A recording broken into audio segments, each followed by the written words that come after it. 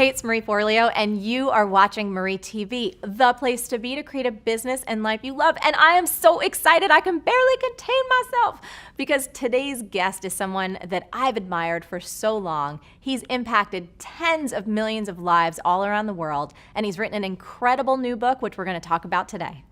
Tony Robbins is a best-selling author, entrepreneur, and philanthropist. For more than 37 years, millions of people have enjoyed the warmth, humor, and the transformational power of Mr. Robbins' business and personal development events. He's the nation's #1 life and business strategist.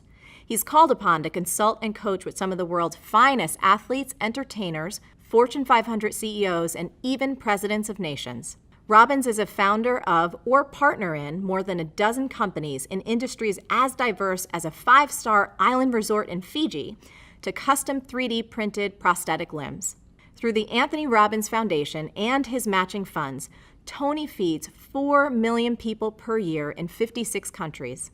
He's also initiated programs in more than 1,500 schools, 700 prisons, and 50,000 service organizations and shelters. He lives in Palm Beach, Florida. Tony, it is so amazing to have you here. Thank you so much for making the time. Thanks for having me. So I think I told you this way back when you interviewed me for the New Money Masters.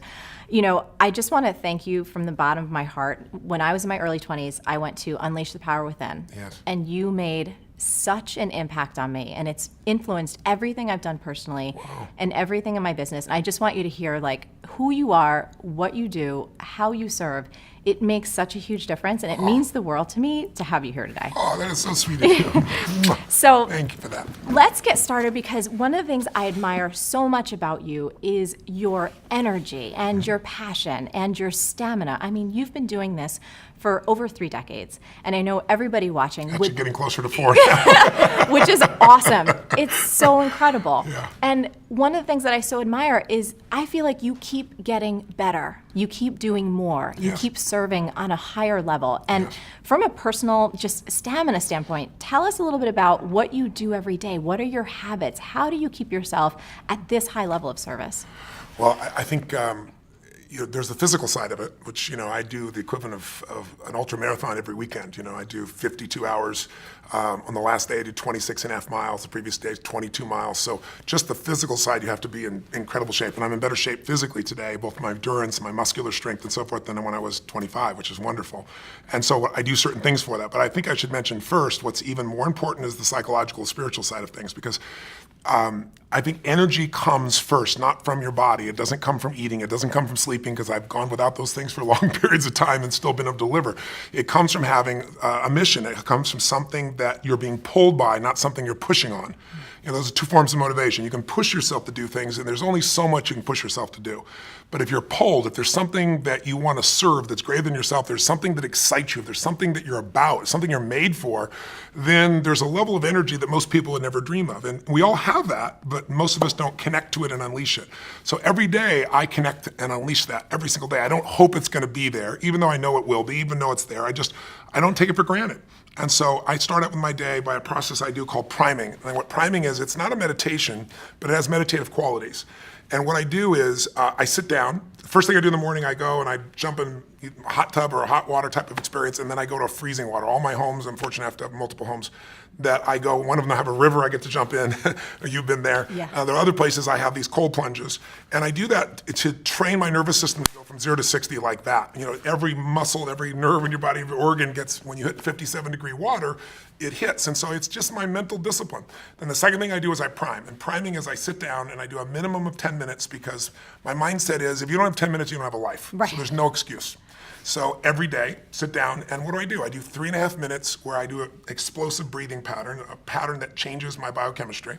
And after I've done that, 30 of these intense breaths 3 times, I close my eyes and I'm kind of in an altered state, and I focus first for 3.5 minutes on just everything in my life, at least 3 things that I'm really, truly grateful for. And I don't do that in a hokey way. I don't do it in a mental way.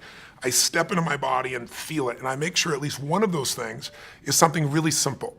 The wind against my skin, the look on my son's eyes or daughter's eyes, something that is just very fundamental, but I really I cultivate that feeling of gratitude, of appreciation for those feelings. And I do it for 3.5 minutes.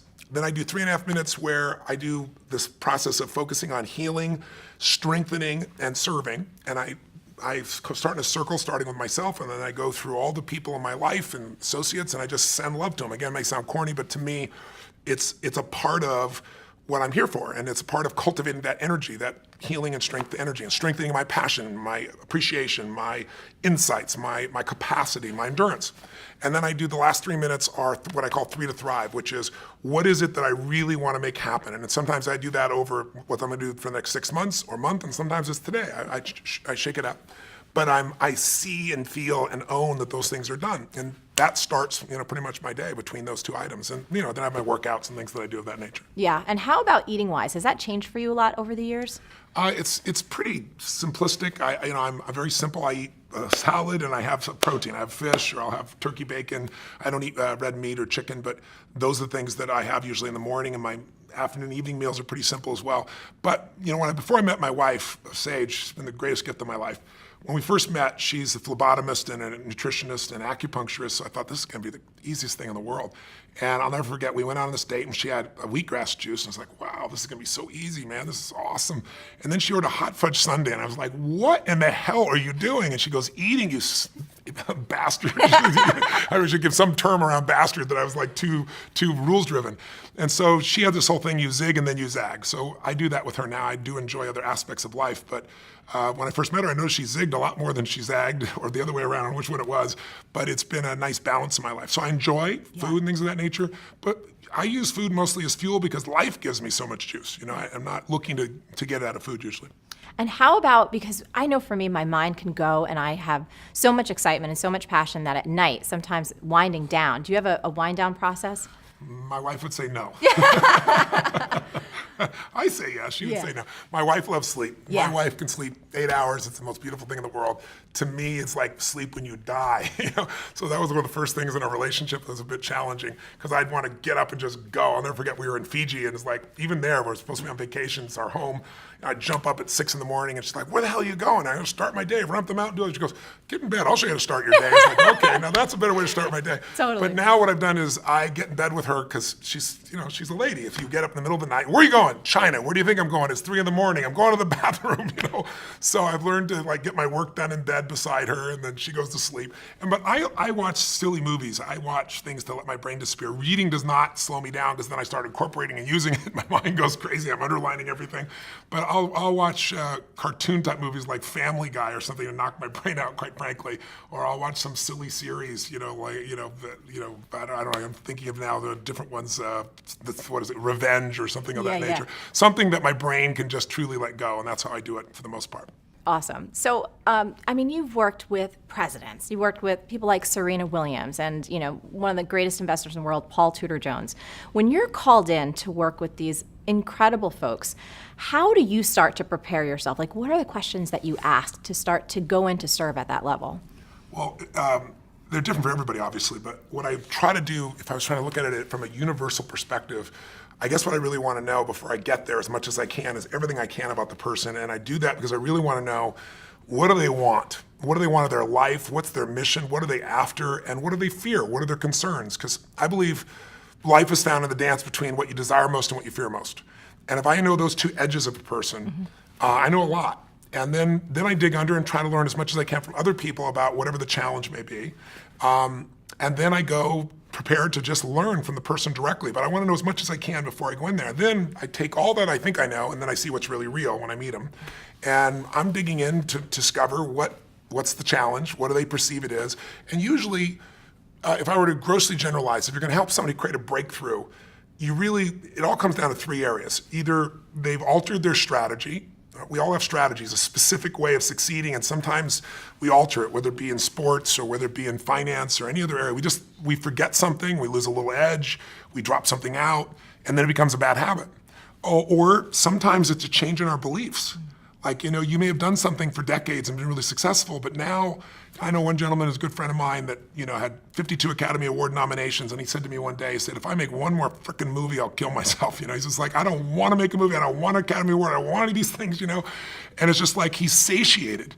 And so sometimes when people get satiated, they lose their hunger, they shift their beliefs. And when you change a belief, you change your biochemistry. When you change your belief, you change the way you execute. You change everything.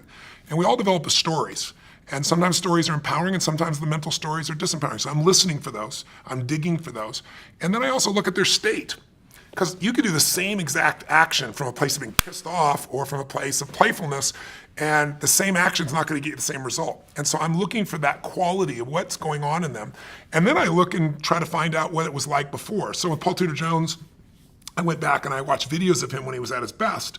And I saw how he used his body and the way he moved, and I saw him now sitting still and kind of slumped over, and he'd broken his leg, and he had talked at a different tempo. So I look at biochemically what's happening, physiologically, I look at psychologically what's going on, and then I look at structurally what they're doing. And then I develop a plan to help them get back to where they were and beyond, to better performance than they had before. Incredible.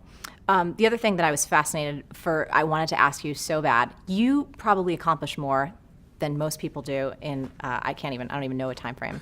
And of course, you get to talk with people who are at the highest level of their game. When it comes to productivity, what do top performers know that a lot of people just don't? What are we missing? Well, I think the best performers are focused on outcomes and not activities. If you try to manage your to-do list in the world we live in today, where most of us have multiple roles, we're trying to be a great business person, a great husband or wife, great father, great community member, or whatever, there's just so many roles, you can never get all your to-dos done. And what helped me in my life was I started at one point saying, I'm not going to let myself fail every day. I'm not going to get a to-do list, and I'm not going to not write a list so that I don't fail. I need to focus on what matters most. I needed to organize my life into categories where I say, these are the most important outcomes, and then I know why I'm going to do it. If you know what you really want, the target, and you know why, you have the focus and you have the fuel, then how to get there, there's so many ways to get there. And then the most important thing I think that the most productive people do is we leverage what we do. We don't delegate. Delegation is I give it to you, and then when it doesn't work out, I'm pissed at you. Leverage is I empower you. If I'm leveraged, I'm still part of that, and I'm going to make sure you succeed. I'm going to follow up. I'm going to make sure before the deadline I touch base with you. I'm going to make sure you have the resources to succeed. But what I do is empower people, go, here's the outcome, here's the why. I get you and I aligned with the outcome and the why. You figure out how you want to do it. I'm open. You want brainstorm with me, I'll do it. You'll probably come up with better ideas than I do. And when you empower people to come up with their own how, and they know what and why, you can get the job done 100 times faster, especially if you've got a group of people. I'm a big believer that early in my life, I thought I was such a smart person. I'm going to solve all this stuff. Part of it was being responsible, and part of it is ego that we all have inside ourselves if we've succeeded to a certain extent. I said, this is bullshit. You know what? Instead of one person solving 12 problems, I want 12 people to solve one problem. And I developed that practice, and I began to find that people that many people thought weren't going to contribute had insights nobody else had. I really got it from Steve Wynn. Steve Wynn's a dear friend of mine, and he's rebuilt Las Vegas, one of those brilliant men I know, multi-billionaire. And Steve really learns the most from the bellmen, from the people that would never make it into the C-suite. He learns what customers are feeling, what they're experiencing, how to have an impact, what needs to be changed, because these people are on the front lines. So I'm a big believer that you need leverage. And if you're just starting out in business, I know a lot of people that will probably watching your shows are watching you because you're a successful businesswoman who's built your own entrepreneurship. You've done so many great things. I think in the very beginning, the hard thing is you think you can only do it yourself, and then there's only so many hours, and you've got kids and family and friends, and how do I do it all? The answer is you hire someone. You trade with someone. You trade them for 2 hours. That's what I did in the beginning. Because I'll never forget, I was just really young in my career, very in the early days, and I was running to get to the dry cleaners so I could get my only 2 suits. Because if I didn't get them, then the place closes, then I can't get on the plane, and running to the airport, sweating like crazy. I'm a sweater anyway. Right? It's like sweating like this, trying to get in the door, and it's like, what is wrong with this picture? I could be doing something that's so productive, and I'm standing in line at the dry cleaning place. And this is just nuts. And so I was really young. I was like 17, 18, 19, I don't know what it was. And I said, I'm going to hire somebody. 2 hours a day, that's what I had to start with. And then it was 4 hours. And so my view is I don't do anything that someone else can do better, and I don't do anything that isn't the highest and best use of my time. Now, when I say that, that's gross generalization. There are things I still will do. But for the most part, by finding people and getting clear on outcomes and the why, what I call RPM, you got to know the result, You got to know the purpose, and then you got to have a massive action plan. And the plan can change. But that RPM, the stronger the RPMs, the faster that car is going to move. And I try to do that not just through myself, but through other people. Beautiful. So last thing I want to talk about before we dive into the monster book, which I can't wait to get to, is this idea of slumps. I know a lot of times you're called in when someone's, either hit a plateau or they're having a tough time. So 2 questions. A lot of folks that write in, they'll ask me questions or they'll just comment on the blog and they find themselves in a tough spot. Maybe they've experienced a certain level of success and like you said with your friend, Peter, it's just like, I don't want this anymore. I don't know what I want next. Any common patterns or things that you can share about slumps and how we can support ourselves to get out of them? Well, most people hit plateaus, and the most important thing when you hit a plateau is not to be pissed off and stressed out about it because stress won't make it better. It's also not to take it lightly and go, oh my God, this doesn't matter. It's that delicate balance where you say, okay, how do I get from where I am to where I really want to be? And if you don't put the emotional charge on it, it's easier, but that's easier to say and harder to do. The pattern I see in slumps, whether it be an athlete or a financial trader or an actor or any of that nature, is number one thing that causes a slump usually is you get too comfortable. When you start doing something and you're really successful, a lot of people lose their hunger. And if you ask me, what is the single most important element of any human being that separates their level of success from the rest of the world? It's hunger. It isn't intelligence, as valuable as that is. There are people that are incredibly intelligent, can't fight their way out of a paper bag. You show me somebody who's not only hungry, but doesn't lose their hunger, they will dominate everything. And you see that in the greatest sports stars, the greatest entertainers, the ones that they're insatiable. And because of that, you like being around them because there's this energy about them, this passion about them, and very few people maintain that. And you lose your hunger, you go into a slump. You get overconfident. Another pattern that happens that gives people a slump is when something changes in their world that they're not prepared for. Like, I've been doing this forever and oh my God, now my relationship's messed up. Or, I've been working hard and being a lawyer and now my wife's upset, her husband's upset with me. What do I got to do here? And what it does is it throws people off their rhythm. And so I try to figure out what's happening in their environment and show them how they can win in both categories simultaneously. A third one is when people do something where they get mad at themselves, kind of like a Tiger Woods, and then he's got all the skill in the world, nothing changed in his skill, but for that year and a half or whatever it was, he was beating himself up, And in that state, it's kind of a self-sabotage. And so depending on what form I find, I enter in and make the changes, and there are almost always changes, again, in the psychology of that person, the emotion of that person, because we have these great minds. Everybody's got a great mind, or at least available great mind. But we're emotional creatures. And we forget that because we live in a society that tries to value thought much more than emotion because emotion is scary for us. Emotion can come really fast. And so some people try to avoid it at all costs. Other people are overwhelmed by it. My view is that emotional intelligence is a wonderful thing, but I much prefer emotional fitness.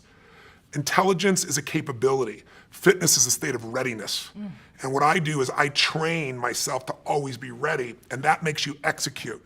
And I think too many people settle for, I know this, as opposed to I'm doing this. And I try to train myself and others to be in that state of readiness all the time because that's where life is really fulfilled at the highest level, I think.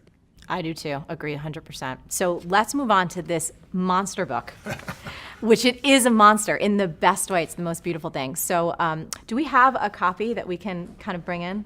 I just want to hold this thing up because it is so awesome. So Tony, I got the galley from your team, which it's like, all right, y'all, you're seeing it right here. We're going to talk about this now. I truly believe in my heart of hearts that every human being needs to get this book. They need to read it for their family, for their friends, and most importantly, the last couple chapters about service.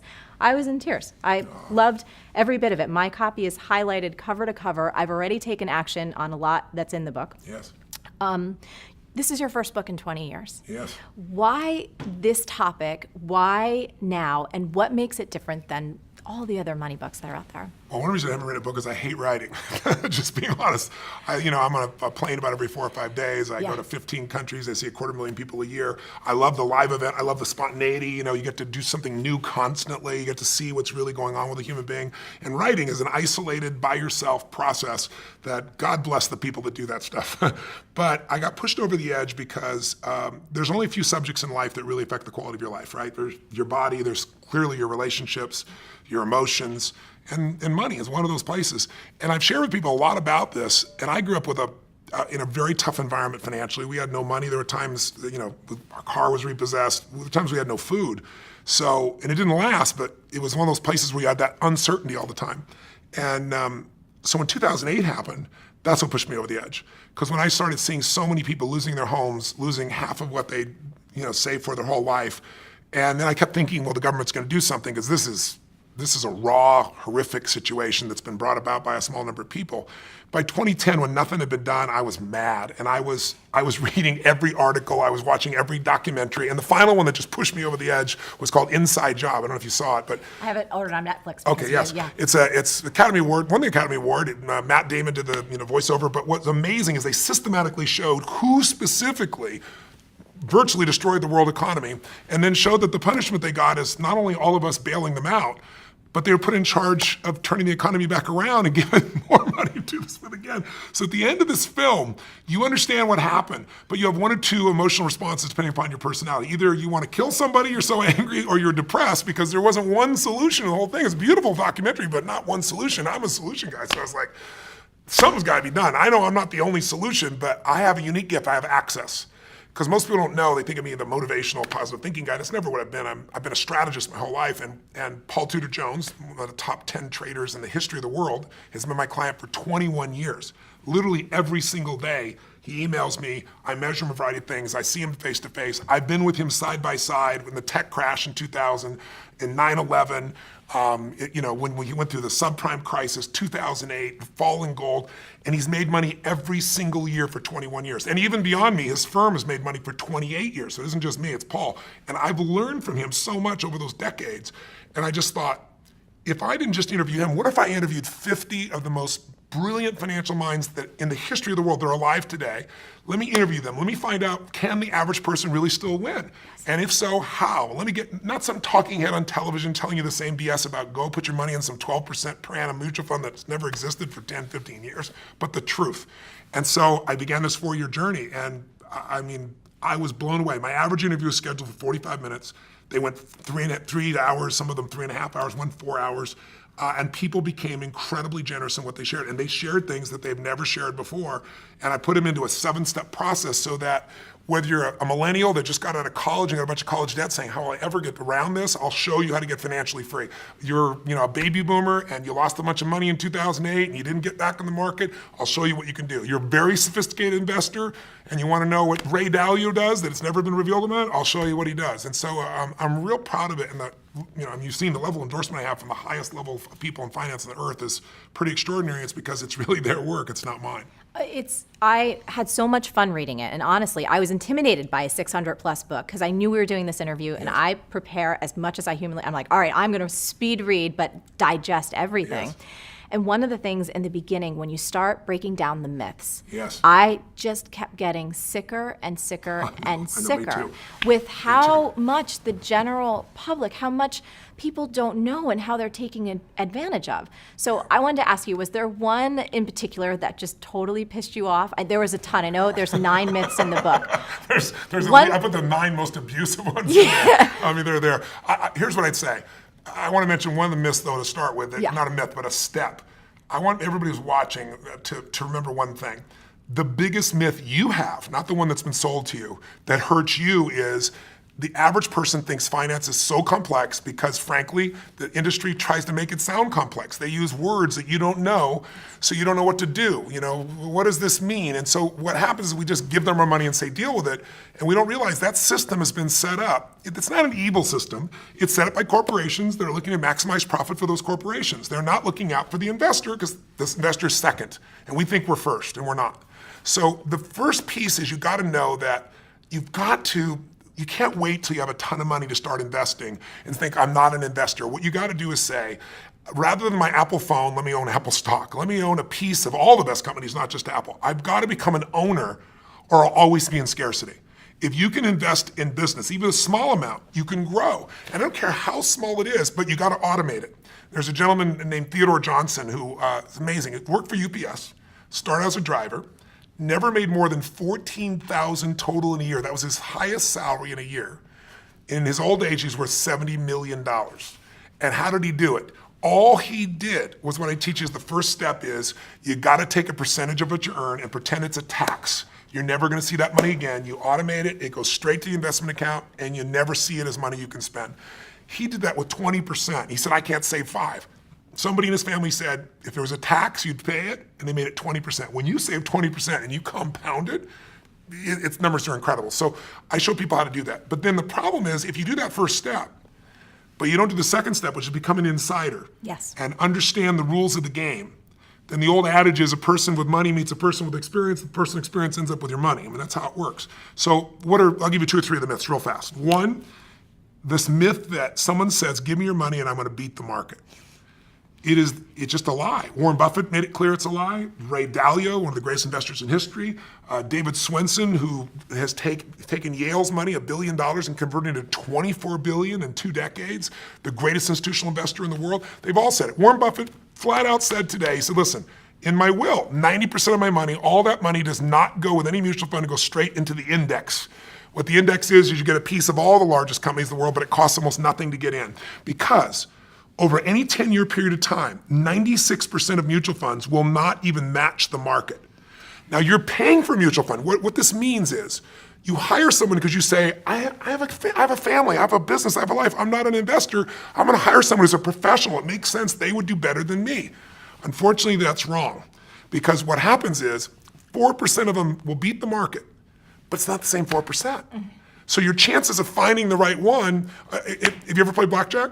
Yes. So if you play blackjack, everybody knows you play for 21. If you go above 21, you're gone. If you get 2 face cards and they're sitting in front of you and you got a 20 out of 21, and you got the chance to stay or say hit me, if you hit you, there's only one card that'll get you to the other, it's an ace. If your inner idiot says hit me, you have an 8% chance of winning. You have a 4% chance of finding the right mutual fund. It's not gonna happen. So what happens for people is they think they've been sold, we're gonna do better, and they might for a year or two. But what matters, you live off the long term. You don't live off the year or two, and they just don't do it. Warren Buffett has a bet right now with Protege Partners, which is a group that does hedge funds, and he said, you can pick 5 hedge funds. You can mold the best of them together. I'm gonna own the market, which costs me next to nothing. You're gonna get the hedge funds, which cost a lot. 10-year bet, who's gonna win? Put up $1 million. Right now, they're 6 years into it. Warren Buffett's at 42%, they're at 12%, right? Oh. Just crazy.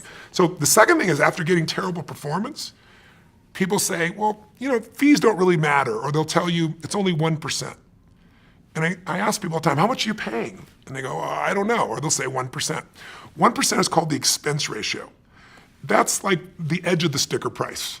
If you read that 50-page prospectus in your mutual fund, even one of them has 50 pages, which you won't, you'd have a hard time with a PhD figuring it out. In fact, there's a man named Hilton Smith, I quote in the book, who spent 2 weeks, he's got a doctorate as an economist, took him 2 weeks to go through them all and figure out there are 17 different fees. And Forbes says the average fee is 3.12. Now, if you're watching right now, I'm sure I've lost your brain with all these numbers, so let me make it real for you. 1% versus 3%, big difference. Huge. Right? Here's the difference. Just like you grow by compounding like Theodore Johnson did, your fees also compound. And people don't know that when they hear that little number. So if you had 3 people and one gets 1% in fees, 2%, the other in 3%, they all get the same return. They start out with $100,000 at 35. For 30 years, they accumulate to 65 years old, 7% compounded, they all get 7%. The only difference is the fees. And when they go to retire, the person at 1% in fees is gonna have $574,000. $100,000 to 574, not bad. If they added not another dime, pretty amazing. The person at 3% in fees will have $224,000. 77% less money. If you want to win a race and you have a 100-pound jockey on the back of your horse or you want a 300-pound jockey on the back of your horse, fees at 3% are that. If I said to you, here's a deal, let's do an investment, and here's how I want it to work. You give me the money, you put up all the money, you put up all the risk, I'll put up no money, I'll put up no risk. If you lose, I win, and if you win, I win. And if you win, over the life of the time, I'll get 60% of what you earn. You'd say, I'll never do that in a million years. That's a mutual fund with 3%. It's one of the only industries on earth where they've confused this enough that we don't understand we're overpaying by thousands of percent. You could own the stock market, the S&P 500. You can own a piece of all 500 big companies through like the Vanguard 500. Mm-hmm. And you get the best of all the business, Apple, Exxon, all these companies. And it costs you 0.17. That means less than 0.2%. If you went to a normal mutual fund, you might own the same companies for 3.17. That's like buying a Honda Accord for $20,000 or $350,000 for the same car.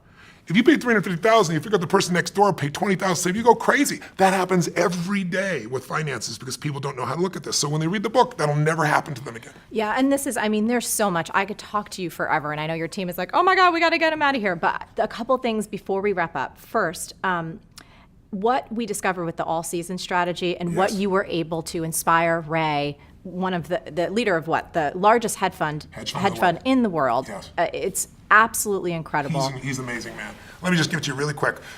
Ray Dalio is his name. Ray heads Bridgewater, which is the largest hedge fund in the world. A hedge fund is where wealthy people often put their money because they can bet up on the market or down. They'll be able to do a lot of things as a hedge fund.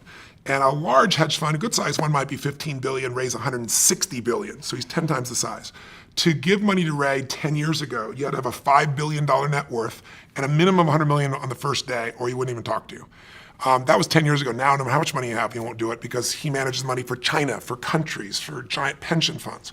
So I get a chance to meet Ray, and I did 15 hours of prep for that. Just like I want to be all pitch and catch with him. I was very fortunate, found out that he'd listened to my tapes and was a fan of my work from years before. And so our 45 minutes went close to that 3-hour mark again. And at the end, I said to him, went back and forth, and he really enjoyed it, and I enjoyed it, obviously, learned so much. I said, Ray, I asked this to all these people, if you could never give any of your money to your children, and all you could give them was be a strategy, a plan, a portfolio that they could not only succeed with, but they wouldn't have all that ups and downs that make people get out of the market and lose. I said, what would it be? And he said, my all-weather portfolio. I've already designed it. All my money's in it. My kids' money, all the money that I have for contribution to society is in it. And he said, because I know I'm not going to be here forever, and I need something that's going to work in any market. And he said, I've worked it all the way back to 1925. I've tested it, and it makes money. And he said, I did it for myself for years, and now I do it for my clients. I said, explain it to me. So he explained it to me, and I'd done my homework. I knew a lot about it already. But at the end, I said, okay, Ray, you've really explained this. Brilliant. You're showing me why in 2008, people that had half their money in stocks and they thought they were safe, half their money in bonds, like everybody tells you, a balanced portfolio, they both lost money. He explained why. He explained how you could avoid that. But I said, Ray, you told me everything but the percentages. So it's like, bake this perfect chocolate cake. And he says, bring some chocolate, bring some sugar, use some dairy products, but you're not telling me the amounts. I said, he goes, Tony, that's my secret sauce. And they give me the whole 5 billion, 100 million. I go, I know, but you said you haven't taken money in 10 years. You're not going to take any money. The average person can't do it on their own. Help the average guy out. And I was teasing him, pushing him. And he goes, well, it's complex. I said, but I'll simplify it. He goes, well, there's leverage. I said, design one without leverage. The average person can do 15 minutes a year.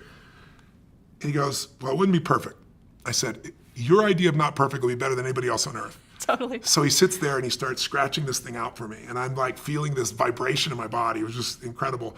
At the end, it was incredibly generous. We went and tested it, back tested it. So that means you compare it year by year what it did. In reality, not hoping what it do, but back testing something for a year or 2 years or 5 years, one thing. We back tested it 75 years, the worst and the most volatile times in our history.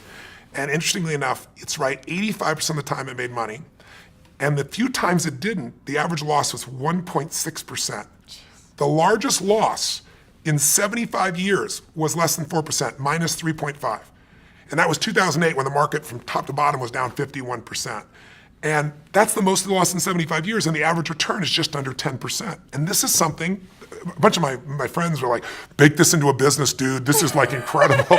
And I was like, you know what? I'd love to do that, but this was given in the spirit of free to anybody. Yes. So it's there. Somebody can go to the library and get my book and they can just copy the thing down. But it's available to any human being and anybody can put it there. Now, that's not the only strategy there. I have David Swenson's strategies. I have all the best. Tons. But his strategy is the smoothest ride. Because the biggest challenge, if you look at the last 30 years or 20 years, 1993 to 2003, the average investor in mutual funds, well, the market did 9.2% per year, really nice, on average. The average mutual fund investor did 2.5%, and that's before taxes.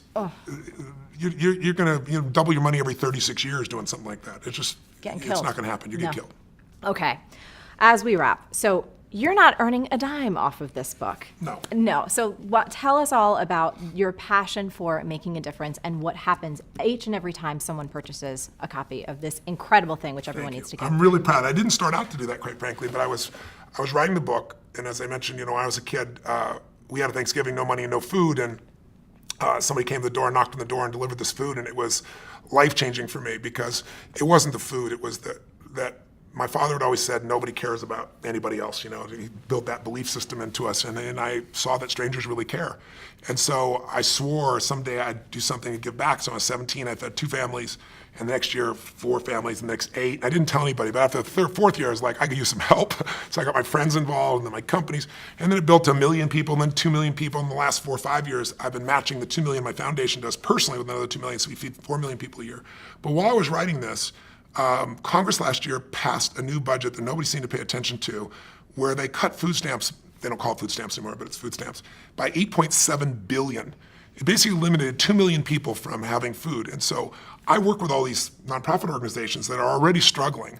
And it just made me crazy. And I thought, okay, what if I'm working my ass off in this book, but you know what? I could donate all the profits of this book, not a percentage. And then I thought, what if I donate all in advance? Whether I make money in the book doesn't matter. I'm going to do it in advance. How many people could I feed? And it was 10 million. And I was like, wow, that excited me.